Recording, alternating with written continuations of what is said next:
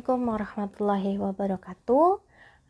Kali ini kita masih membahas tentang gelombang mekanik, tapi dengan subbab yang berbeda, yaitu kita akan membahas gelombang berjalan.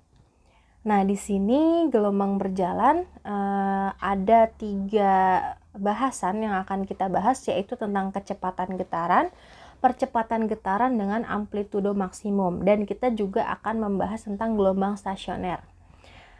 Nah, untuk gelombang berjalan sendiri di sini termasuk gelombang yang merambat dengan amplitudo tetap atau konstan di setiap titik yang dilaluinya. Nah, gelombang berjalan sendiri di sini memiliki bentuk yang sinusoidal sehingga dapat dibentuk sebuah persamaan gelombang berjalan. Nah, persamaannya di sini adalah Y sama dengan plus minus A sin omega T plus minus Kx. Nah, teman-teman perlu perhatikan tanda plus minus pada amplitudo. Kalau dia plus, artinya simpangan awal gelombangnya itu mengarah ke atas. Tapi, kalau nilai amplitudonya minus, artinya dia simpangan awal gelombangnya mengarah ke bawah. Nah, untuk omega T plus minus Kx di sini, juga teman-teman harus perhatikan. Kalau dia positif Kx, artinya dia gelombangnya merambat ke kiri, tapi kalau dia minus Kx artinya dia merambat ke kanan. Nah, di sini untuk Y-nya itu adalah simpangan partikel ya, atau simpangan gelombang. Satuannya adalah meter, untuk amplitudo juga satuannya meter. Omega di sini adalah frekuensi sudut, satuannya radian per sekon. Kemudian ada T, yaitu waktu getar titik asal, satuannya sekon. Kemudian K adalah bilangan gelombang dan X itu adalah jarak partikel ke asal getaran. Nah, di sini ada rumus-rumus yang akan kita gunakan saat kita menemukan persamaan simpangan atau persamaan gelombang. Nah, kalau kita mencari omega, kecepatan sudutnya di sini kita bisa menggunakan 2pi dikali F ya, atau 2pi dibagi T. Nah, untuk mencari K atau bilangan gelombangnya kita bisa menggunakan 2pi dibagi lambda. Begitu juga kalau kita mencari lambda, berarti tinggal dibalik, jadi 2pi dibagi K. Dan terakhir, kalau kita mencari kecepatan gelombangnya, kita bisa menggunakan rumus omega dibagi K. Seperti itu. Nah, untuk persamaan kecepatan gelombang di sini merupakan turunan pertama dari persamaan simpangan.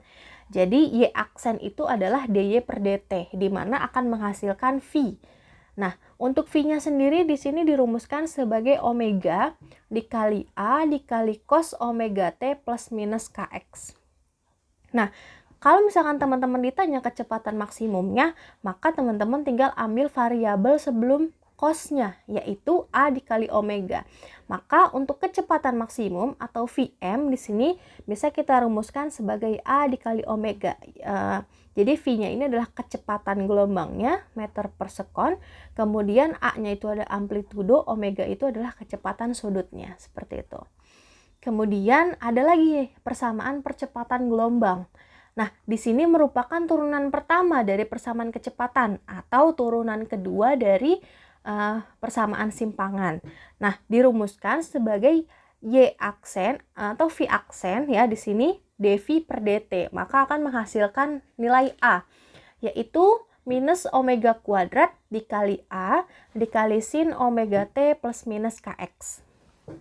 Nah, kalau misalkan kita menentukan percepatan maksimumnya, berarti ambil yang sebelum sin. Maka nilai percepatannya adalah A dikali omega kuadrat. A-nya itu adalah amplitudo, kemudian omega kuadrat itu adalah kecepatan sudut kuadrat. Seperti itu. Oke, contoh soal. Di sini persamaan gelombang transversal yang merambat pada suatu tali dinyatakan sebagai berikut, yaitu Y sama dengan 10 sin 2pi dikali 0,5x dikurang 2t. Jika X dan Y dalam meter, serta T dalam sekon, tentukan cepat rambat gelombang tersebut. Nah, persamaan gelombang sendiri di sini dalam soal adalah Y sama dengan 10 sin 2pi dikali 0,5x dikurang 2T. Nah, ini teman-teman bisa kalikan 2pi-nya ke dalam. Ya, jadi persamaan gelombangnya menjadi 10 sin px dikurang 4pt. Nanti sesuai dengan rumus persamaan gelombang yaitu asin omega T plus minus Kx, maka di sini nilai 10-nya itu adalah amplitudo, nilai pi-nya di sini adalah nilai K atau bilangan gelombang, 4pi-nya di sini adalah omega. Nah, untuk mencari cepat rambatnya kita menggunakan rumus V sama dengan lambda kali F. Nah, untuk mencari lambdanya kita bisa menggunakan rumus K sama dengan 2pi dibagi dengan lambda, atau lambda sama dengan 2pi dibagi dengan K. Maka nilai lambdanya adalah 2pi dibagi pi, yaitu 2 meter. Kemudian untuk mencari frekuensinya kita bisa menggunakan rumus omega sama dengan 2pi dikali F. Nah, untuk mencari F-nya berarti tinggal dibalik, yaitu omega dibagi 2pi. Maka nilainya 4pi dibagi 2pi yaitu 2 Hz. Maka teman-teman, untuk kecepatannya adalah lambda kali frekuensi. Itu sama dengan 2 dikali 2. Sama dengan 4 meter per sekon. Atau kalau teman-teman mau menggunakan rumus V sama dengan omega dibagi K, silahkan. Hasilnya sama, yaitu 4 meter per sekon. Boleh teman-teman coba sendiri di rumah ya. Oke, kemudian kita masuk ke gelombang stasioner. Nah, gelombang stasioner ini adalah jenis gelombang yang mempunyai amplitudo tidak tetap atau dia berubah-ubah. Nah, gelombang stasioner ini adalah hasil perpaduan antara dua buah gelombang yang amplitudenya selalu berubah. Artinya, tidak semua titik yang dilalui gelombang ini memiliki amplitudonya sama. Saat membahas gelombang stasioner, kita pasti akan bertemu dengan istilah perut dan simpul. Nah, teman-teman bisa perhatikan gambar kalau simpul itu adalah pertemuan ya antara gelombang dengan pantulan gelombang, kemudian kalau perut di sini sama dengan lembah. Nah, perut adalah titik amplitudo maksimum, sedangkan simpul adalah titik amplitudo minimum. Kemudian, teman-teman perlu ketahui bahwa gelombang stasioner ini dapat dibagi menjadi dua kelompok besar, yaitu gelombang stasioner dengan ujung terikat dan gelombang stasioner dengan ujung bebas. Yang pertama, kita membahas tentang cepat rambat gelombang stasioner dulu. Nah, cepat rambat gelombang stasioner ini menurut percobaan Melde dipengaruhi oleh keadaan medium rambat gelombang. Nah, ini adalah bentuk dari percobaan yang diciptakan oleh Melde. Jadi ada vibrator, kemudian dihubungkan dengan tali, kemudian ada beban dan dihubungkan terhadap katrol. Nanti di situ tali atau dawai akan membentuk sebuah gelombang. Nah, untuk cepat rambat gelombang stasioner sendiri, menurut Melde dapat dirumuskan V sama dengan akar F per mu, atau mu-nya bisa kita ganti dengan massa dibagi dengan panjang tali. Seperti itu. V-nya sendiri di sini cepat rambat gelombang, satuannya meter per sekon. F itu adalah gaya tegangan tali, satuannya Newton. Mu itu adalah massa jenis tali tiap satuan panjang, satuannya kilogram per meter. Nah, untuk M itu adalah massa tali, satuannya kilogram, dan L itu adalah panjang tali, satuannya meter. Kemudian kita bahas tentang gelombang stasioner ujung bebas.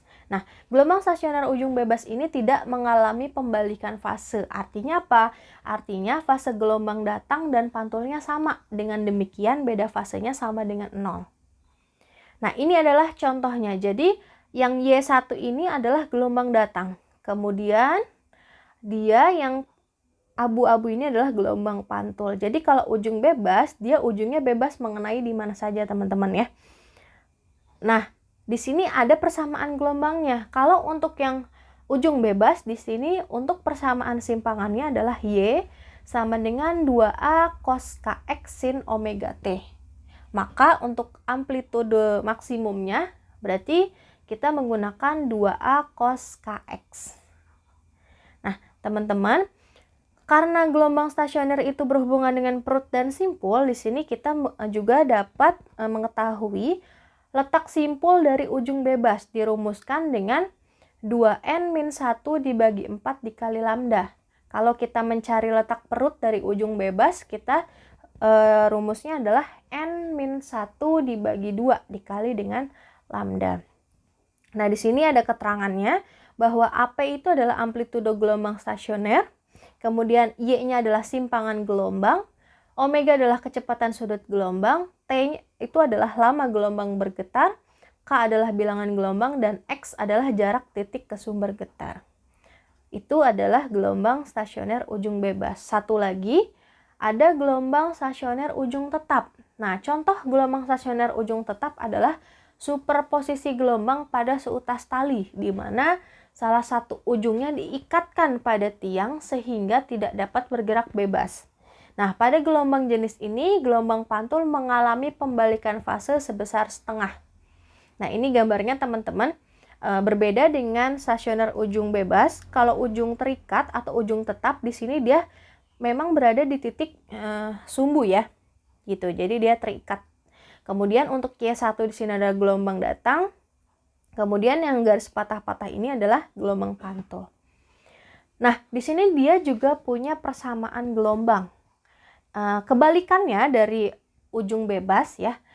Kalau untuk yang ujung tetap di sini Y sama dengan 2A sin Kx cos omega T.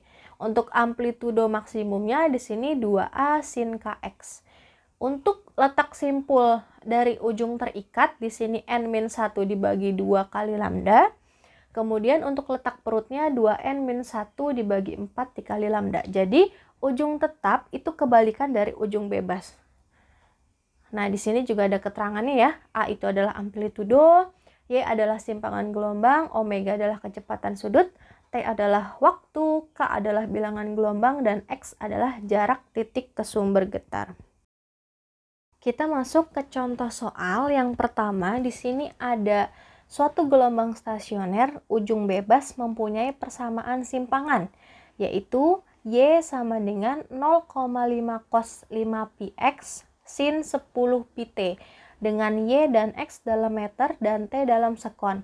Nah, tentukan amplitudo gelombang datang, kemudian amplitudo gelombang stasioner, dan terakhir cepat rambat gelombang. Nah, di sini untuk persamaan gelombang stasioner ujung bebas yaitu Y sama dengan 2A cos Kx sin omega T. Nah, sesuai dengan yang di soal di sini, Y sama dengan 0,5 cos 5 px sin 10 pt, nilai 0,5 di sini adalah 2A, yaitu 2 kali dari amplitudo. Kemudian nilai 5pi di sini adalah K atau bilangan gelombang. Kemudian di sini 10pi adalah omega atau kecepatan sudut. Nah, untuk pembahasannya kita mencari amplitudo gelombang datang. Nah, amplitudo itu di sini adalah 2A sama dengan 0,5 meter. Maka nilai A adalah 0,5 dibagi 2, yaitu 0,25 meter. Kemudian untuk amplitudo gelombang stasioner di sini kita pakai rumus amplitudo maksimum, di mana 2A cos Kx. Nah, 2A-nya sendiri tadi 0,5 dikali cos, nilai K-nya adalah 5pi dan X. Jadi AS atau amplitudo gelombang stasionernya adalah 0,5 cos 5pi X. Kemudian terakhir cepat rambat gelombang, kita bisa menggunakan rumus V sama dengan omega dibagi dengan K. Nah, di sini omeganya ada 10pi, kemudian K-nya ada 5pi, maka 10pi dibagi dengan 5pi, yaitu 2 meter per sekon. Kemudian untuk contoh soal yang kedua, di sini ada sebuah tali, salah satu ujungnya digetarkan terus-menerus dan ujung lainnya terikat kuat. Jika amplitudo yang diberikan adalah 10 cm, frekuensinya adalah 4 Hz dan cepat rambat gelombang pada tali 4 meter per sekon, tentukanlah yang pertama amplitudo sebuah titik yang berjarak 1 meter dari titik ikat, kemudian yang B jarak simpul ketiga dari ujung terikat, dan yang C adalah jarak perut kedua dari ujung terikat. Oke, kalau dalam soal di sini kita bisa tahu bahwa nilai amplitudo di sini 10 cm. Kalau kita ubah ke meter jadi 0,1 meter. Kemudian frekuensinya ada 4 Hz dan kecepatannya V-nya di sini ada 4 meter per sekon. Yang ditanya yang pertama ada AS ya, atau amplitudo stasioner pada X sama dengan 1 meter. Kemudian ada jarak simpul ketiga dan jarak perut kedua. Oke. Untuk yang pertama, kita mencari amplitudo. Di sini rumusnya adalah 2A sin KX ya. Kemudian di sini 2A di sini adalah 2 dikali 0,1 ya, sin. Nah, nilai K-nya karena belum ada di soal, kita cari dulu teman-teman. Dari mana? Dari rumus ini bisa ya. Untuk mencari K itu adalah 2pi dibagi dengan lambda. Nah, lambdanya ini harus kita cari dulu. Pakai rumus V sama dengan Pi dikali F. Nah, untuk lambda sendiri berarti V dibagi F, di mana V-nya 4 dibagi dengan F-nya 4. Maka nilai lambdanya adalah 1 meter. Maka kita bisa mencari nilai K-nya, yaitu 2pi dibagi lambda. Maka 2pi dibagi 1, yaitu nilai K-nya adalah 2pi. Maka di sini bisa kita tulis, jadi sin 2pi dikali X, X-nya itu adalah 1.